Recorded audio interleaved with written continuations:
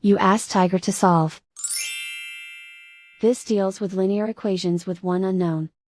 The final result is z equals 6. Let's solve it step by step. Simplify the expression. Expand the parentheses.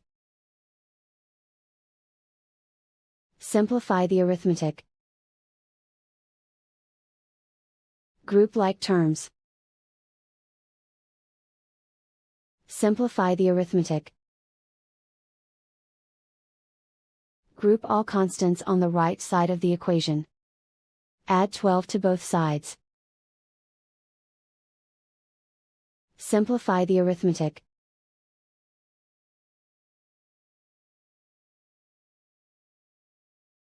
Isolate the z. Divide both sides by 7. Simplify the fraction.